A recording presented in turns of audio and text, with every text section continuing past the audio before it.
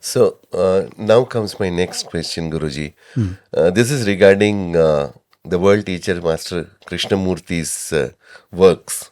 He's got he's done tons and tons of works spanning over 70, 80 years, I guess.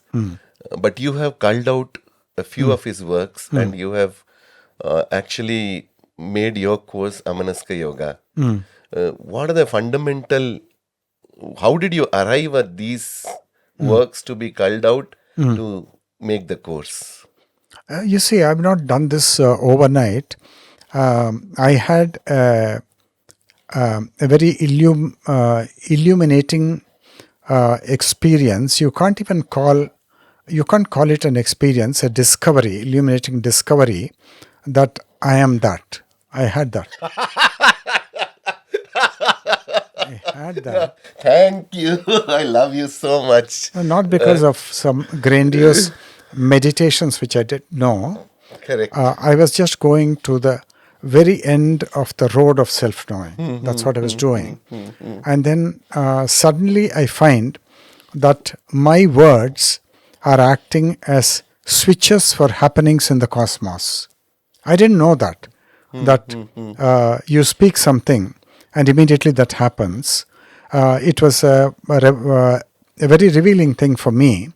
And that is how it's happened a number of times in life. But the first time it happened, I was 23. And in the, I think, Old Testament, there is a very significant sentence when Moses was in the Midian desert. It says, Moses not only pastured the sheep, he also pastured his thoughts. Now to me, how do I take it? To me, that means that to pasture your thoughts means you have a particular thought or two, and then you've got to embrace them, you've got to be with them, you've got to hold them tight to yourself and give them your warmth. Then something happens to that thought which is impossible to believe, and that thought begins to manifest in outer life. He not only pastured the sheep, but he also pastured his thoughts. Now that's a very meditative state of being maybe, and one has to go so far in order to discover the value of Krishnamurti. And once you know the value of Krishnamurti, then you will do something to make that teaching more palatable and more acceptable. And being a student of science, systematization of knowledge was my job as a scientist. And because in science you're always dealing with hypotheses and then theorems and sutras. So when I wanted to teach this to people, I said first I'll make them sutras, small sutras, and then put them in the form of sutras. And I realized that for a systematic thinker, in the beginning I was not a systematic thinker, but any trained scientist or engineer has to be a systematic thinker like a mathematician. Without that, your thinking is absolutely haphazard. It's not worth it. Correct. So I wanted to develop this systematic way of thinking. Is it something foreign to our tradition? I don't think so. The Bhagavad Gita is systematic. The Yoga Sutras of Patanjali are systematic. And many Advaitic texts are systematic. So I'm just doing a very normal thing, systematization of this teaching, whole gamut of this teaching. And I take delight in it, and it makes it very palatable. And becomes easy for other people. Precisely. Newcomers. It has been we have gained a lot because of your making the teaching palatable. We have, otherwise Krishnamurti, it was difficult to understand. I have never done that. I've never gone to Krishnamurti earlier. It's only on your reprimand that I came in and then I walked the path of self-knowing. But it is something which the world must not miss. Because this can deliver a man completely. So we also think we have got some very grandiose ideas of deliverance and enlightenment and moksha. And I think we have to take a second look at the kinds of phrases and expressions we're using, because many of them are misguided.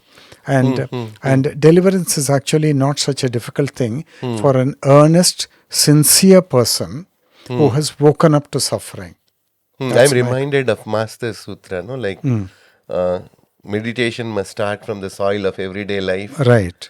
Its pains, its strife. Fleeting From there, joy. pride and the fleeting joy. From there, you have to bring order.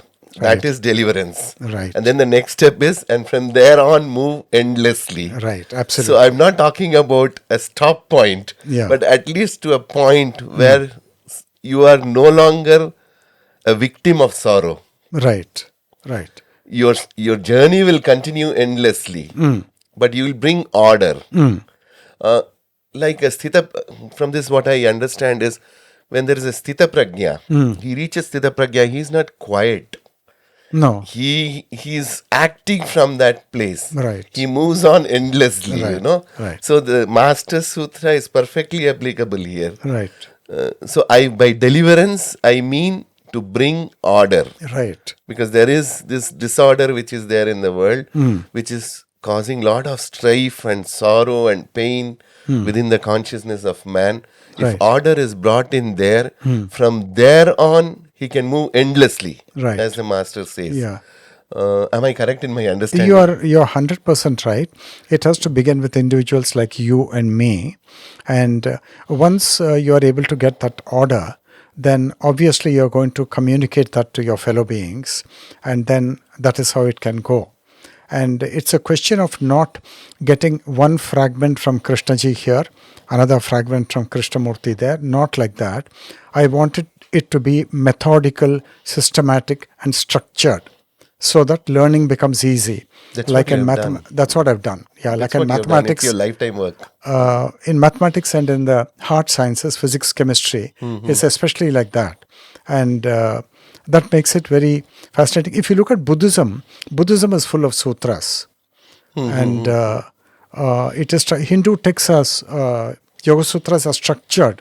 They have to be structured. Then as study material, they become very fruitful and productive.